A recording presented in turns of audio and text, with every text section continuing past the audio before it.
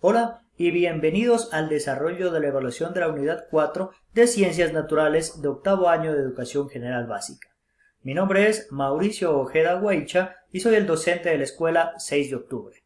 Antes de comenzar, les recuerdo que en la parte inferior tienen mi número de teléfono y mi correo institucional para cualquier tipo de duda o inquietud. El desarrollo de esta unidad en sí es tratar de desarrollar la evaluación de la unidad, pero vamos a abarcar algunos temas para que puedan contestar toda la evaluación de la unidad 4 de Ciencias Naturales para octavo año. Dentro de esto tenemos una pregunta que dice, ¿qué ocurriría si desaparecieran los ecosistemas como el de la imagen? En la imagen tenemos un páramo, en este caso el páramo húmedo cerca de Oyacachi, una reserva ecológica de Cayambe. ¿Qué son los páramos? Los páramos no son más que ecosistemas que presentan ciertas características como la altitud. Los páramos se encuentran en altitudes de 4.500 hasta 5.000 metros sobre el nivel del mar. Y aparte de tener muchísimas especies en variedad tanto de fauna como de flora, los páramos son hábitats muy importantes para los seres humanos, ya que ellos son los responsables del reciclaje del agua.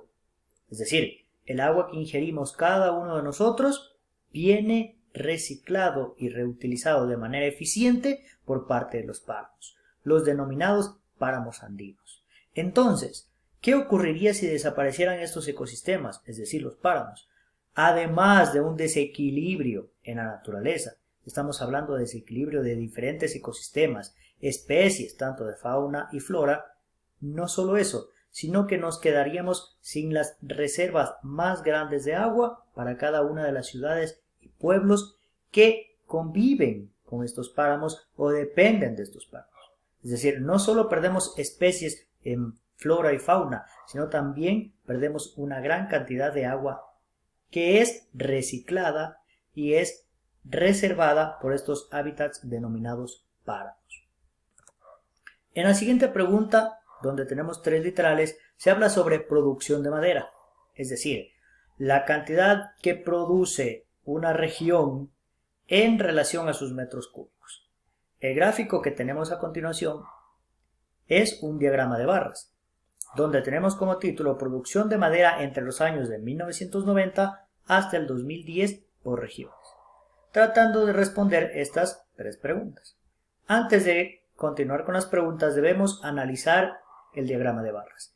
Tiene las siguientes características. En este eje tenemos la cantidad en miles de metros cúbicos de madera.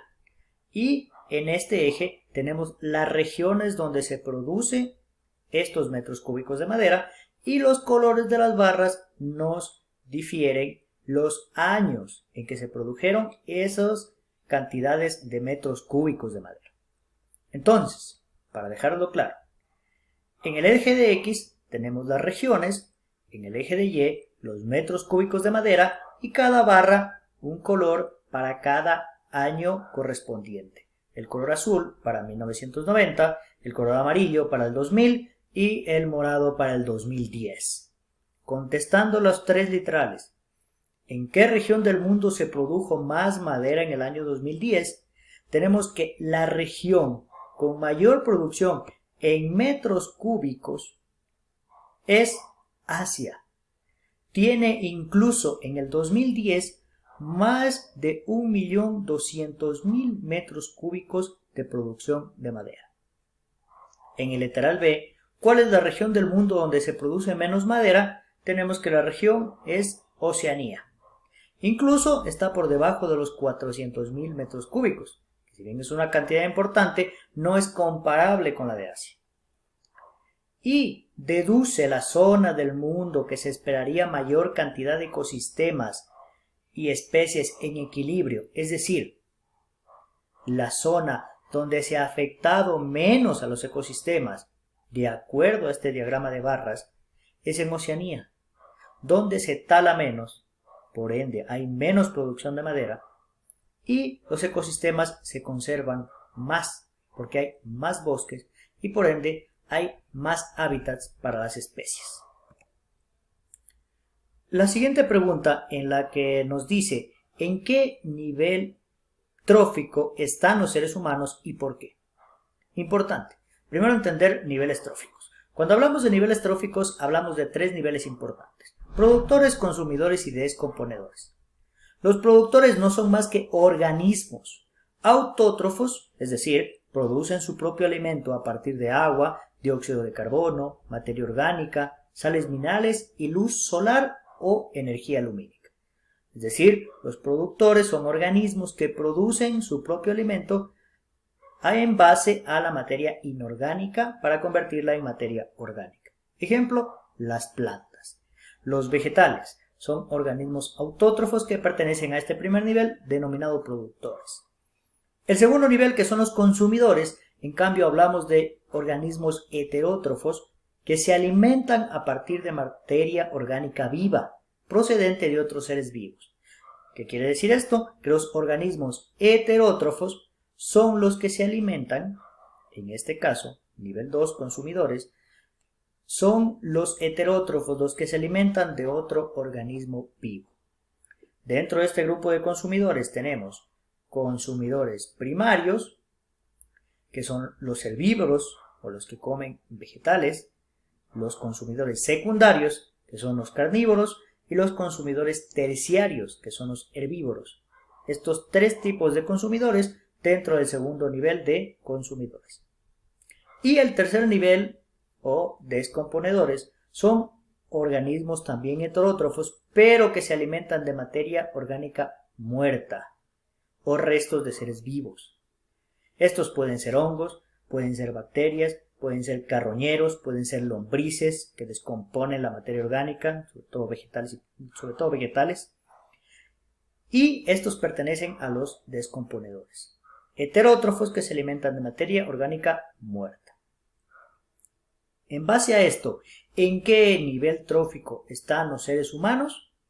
En el segundo nivel trófico. Pertenecemos al segundo nivel trófico de consumidores. Específicamente consumidores terciarios. ¿Por qué? Porque los consumidores primarios que pertenecen a los herbívoros son aquellos que se alimentan exclusivamente de plantas.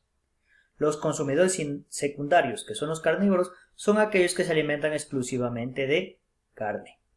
Y los consumidores terciarios, que es a los que pertenece el nivel trófico los seres humanos, son los omnívoros, es decir, aquellos que consumen tanto plantas como animales. Entonces, el nivel trófico al que pertenecen los seres humanos es el segundo nivel, consumidores, y específicamente consumidores terciarios, ya que somos omnívoros. La siguiente pregunta, que dice: identifica los factores que pueden alterar cada ecosistema, los ecosistemas que conocemos, y por tanto las cadenas y redes tróficas. Ya hablaremos más adelante de cadenas. Estas gráficas representan en diferentes medidas los tipos de cambios, alteraciones en los ecosistemas en el Ecuador o en el mundo. El primer gráfico, que representa basura. El segundo gráfico, que representa desperdicios arrojados al río o al mar. El tercer gráfico, que representa la minería. Y el cuarto gráfico, que representa contaminación por autos, fábricas, etc. Ahora, identificar los factores que pueden alterar los ecosistemas. En el primero, contaminación de la basura no solo modifica el ecosistema como tal, sino que es un elemento extraño dentro de un ecosistema. Los animales podrían utilizar esto creyendo que es alimento y se intoxicarían y por ende morirían. En el segundo gráfico, que es contaminación de los ríos, lagos, mares, no es más que por desechos. Pueden ser desechos tóxicos o de cualquier otro tipo. Lo importante es de que se está contaminando, es decir, los factores que están alterando los ecosistemas, en este caso directamente ecosistemas acuáticos e indirectamente a los otros ecosistemas, porque todos están conectados a través del agua. En el tercer gráfico, donde tenemos minería, estamos hablando directamente de suelo y subsuelo. No solo por el hecho de perforación, sino también por el uso de químicos muy tóxicos que dejan suelos prácticamente áridos.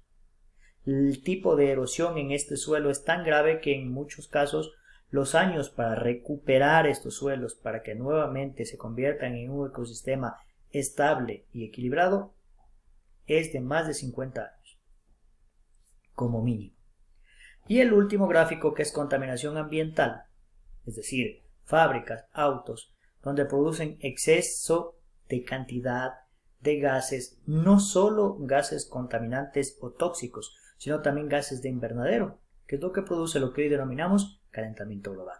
Todos estos son factores que pueden alterar el ecosistema y por ende las cadenas y redes tróficas. Pérdida de la biodiversidad. Una de las primeras causas que produce todo esto de la alteración es la pérdida de la biodiversidad. La contaminación en todos los niveles puede provocar una pérdida directa. Estamos modificando ecosistemas, estamos modificando hábitats, estamos cambiando nichos alimentarios de muchas especies en muchos lugares. Los ejemplos que doy aquí, como estos anfibios y este pez león, no son más que ejemplos de especies que se ven afectadas y que iremos perdiendo poco a poco porque hemos cambiado no solo hábitats, no solo nichos, sino que seguimos haciéndolo y seguimos afectando de forma directa a lugares establecidos, a ecosistemas establecidos. Estamos rompiendo su equilibrio, estamos rompiendo cadenas, estamos rompiendo redes tróficas y eso afecta en la pérdida directa de la biodiversidad. Ahora, hemos estado hablando de cadenas y todo esto. ¿Qué es una cadena trófica? No es más que una representación gráfica de la transferencia de energía a través de una serie de organismos. ¿Qué quiere decir esto? Todos los organismos en la naturaleza dependen uno del otro. Uno se alimenta del otro. Uno transfiere su energía de un organismo a otro. La dependencia de uno a otro organismo es lo que se denomina cadena, porque uno está sujeto al otro. Como en el caso del ejemplo. Tenemos una totora, que es una planta acuática, como productor primario. Además de producir fotosíntesis y muchas otras cosas que son beneficiosas para cualquier ecosistema, es alimento del saltamontes, que es un consumidor primario. Este a su vez se convierte en alimento de la rana, que es un consumidor secundario, y a su vez de la garza, que es un consumidor terciario. ¿Por qué se ven afectadas estas cadenas y redes tróficas? Si ustedes quitan uno de estos elementos, ya sea por contaminación, por sobreexplotación, etcétera, etcétera, estamos rompiendo una cadena y una red trófica. Bien, esto sería todo en lo que concierne a la evaluación de la unidad 4 para octavo año de Educación General Básica. Ya estaremos hablando en los siguientes videos de las siguientes unidades, tanto de ciencias naturales como de matemática. Soy el docente de la Escuela 6 de Octubre, Mauricio Ojeda, y nos vemos en un siguiente video.